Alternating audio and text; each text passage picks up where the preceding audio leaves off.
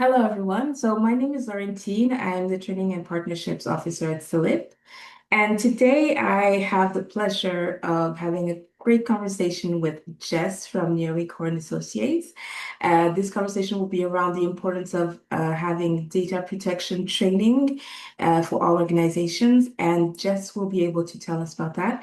I'll let you introduce yourself, Jess. Oh, thanks so much, Laurentine. Yeah, so I'm Jess Pembroke from Naomi Korn Associates, and I've been in data protection for more than 15 years now, both in the healthcare sector and in the cultural sector and in education as well. I really enjoyed the work that I do with all the different clients we have at Naomi Korn Associates. But one of the things I enjoy as well is delivering our range of training courses, and sharing that knowledge that I've gained over the last few years with other people as well. That's really wonderful to have you and to have such a skilled person to be able to answer some of the questions that we know that our members have and people even outside of our membership also have. And one of those questions is around the current landscape financially, especially. Why is data protection training a priority when budgets are really tight? Yeah, I'm sure it's really hard when you're having to make choices about your organization and what you're going to invest in. I think one of the interesting things about data protection is that it can be really fundamental to any change to the way your business runs. So there's been organizations who've introduced things like facial recognition or new AI software, and they're bringing these things in to save money. So say AI software in the GP practices where they're using the software to transcribe patient meetings instead of spending money on people doing that job. But the problem is they then have to remove those products or systems if they haven't put the necessary compliance in place first. So making sure that staff have the skills they need to understand the questions they should be asking before any sort of software or changes take place is really fundamental because it'll actually cost organisations more further down the line if they haven't got somebody who knows what questions to ask. And then the other thing to add is about cyber attacks. Obviously, this year, particularly in the retail industry, there's been a huge amount of lost sales and problems because of these cyber attacks. And it's just something that you can't afford to kind of leave till a later time. It's something that you need at least one person, if not many members of staff who have that knowledge to spot some of these problems before they arise. hmm So what I'm hearing is really like it can be really costly to have to correct mistakes that you've made because you didn't have the skills. Yeah, definitely. That's really good to understand. So how does data protection training add value to our organization's work in Yeah, it's general? something that we've tried really hard to do with our different courses because having done data protection for a long time, sometimes when you go to a meeting to bring up the topic of data protection, people think this isn't for me, this doesn't affect my business area. And my experience has taught me you have to make it really specific to what people are doing. So if we're going to do a conversation about marketing and data protection, people need to know that that course is going to be relevant to their job, say they're in the marketing team. We have a course about archiving museums and library collections because they're very unique in the way the law applies to them, and you need that specialist knowledge to undertake your role. And the same with a course that I've written about contracts and information sharing. You might be a buyer, you might be in the procurement team, and some of the challenges you're going to be facing in terms of data protection are going to be really specific.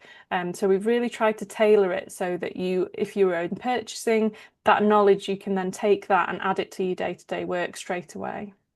Yes. Well, that's really great because definitely our members, when they're watching this, or people outside of membership, but in the same professional realm, will be wondering about why is it important, and you're definitely answering that question. So thank you for that. So some people might be asking themselves, we have internet, everyone has internet at the tip of their fingers. So can't we just search on the internet for whatever we need to know? Yeah, and you absolutely can. The Information Commissioner's Office, which is the regulator for data protection, have an online chat and a free helpline. But in a lot of cases, people aren't really asking a yes or no question. They're trying to understand how the rules apply and what they can do in that situation. So although the ICO might say to you, if you can get in touch with them, that's probably okay, you won't be able to put the documentation behind that about why you made that decision. And a lot of data protection is about recording the decisions that you made so that if something doesn't go right or if there is a breach down the line, you can show that your organisation took all the measures it needed to take at that time. So having training that has those, we do real world scenarios. So we do a data breach and we say, okay, what might you say to the data subject in this particular case? Do you need to report this breach? What might that look like? We try and make it really practical because most very basic data protection questions, absolutely you could search online, but that's not really what people are looking for from the training. They're looking for confidence in being able to apply that knowledge. Yeah, actually brings us to the next question, including about confidence. How does data protection training benefit staff personally and also professionally? Yeah, definitely. So it's definitely a growing sector. It's been growing since the GDPR really made waves in 2018. And there's a lot of demand for people who have knowledge in terms of governance. There's an emerging space in terms of AI governance and being able to assess whether a system has the right security in place, and the right documents in place behind it. The training can help personally from a security perspective. Nobody wants to be the person who causes a data breach. Being able to recognize phishing attacks and not be that person who clicks the link that causes that organization's cyber attack. It can help protect you at work, but also protect you in your day-to-day life. Some of the language that we use, we talk about things like multi-factor authentication, which is something that people can put on things like their Facebook accounts and their LinkedIn profiles. So just building that knowledge about good online practices is really important. Mm.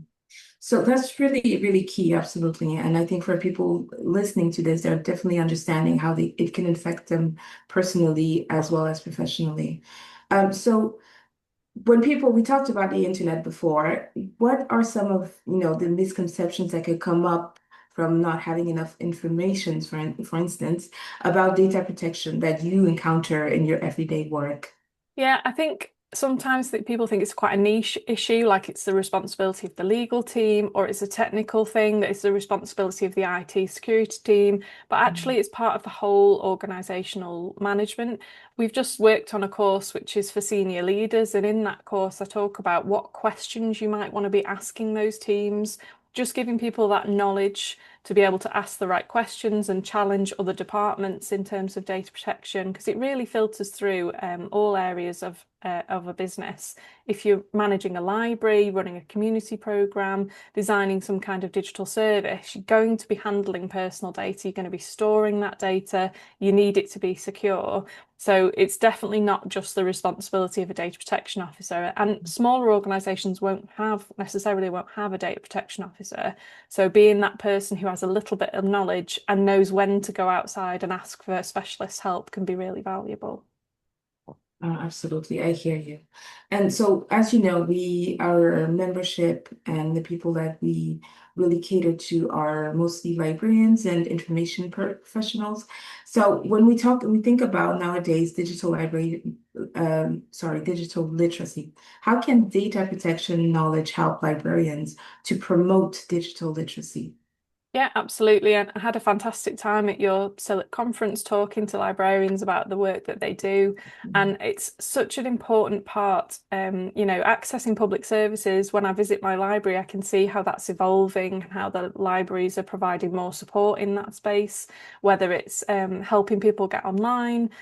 They can educate users, so being able to explain to people about not sharing their passwords, understanding that platforms are going to be collecting their personal data. There's going to be vulnerable users like children's or certain adults who have limited digital skills, and they are sadly often the target of a lot of cybercrime. Vulnerable people, older people can be targeted by these scams that are getting them to transfer money. So just giving them a little bit of knowledge that the internet isn't necessarily a safe place, or it definitely isn't a safe place, and that it's important for them to pause before they take certain actions. And then that sort of lifelong data literacy, not being able to get online really excludes people from a lot of things, a lot of positive things that the internet has to offer. And being able to give young people and adults more literacy skills in terms of using the internet safely is really important. Absolutely. Absolutely. Thank you so much for sharing all of that knowledge with us. And this is just a snippet of what you'll be able to share during the two different courses that we have set up. We're going to be sharing this across all of our networks just to make sure that everyone is able to access this training and be informed. We're really excited to be doing this with you and with Naomi Korn Associates, continuing our work together. Thank you so much for having me. It's been a great conversation. Thank you.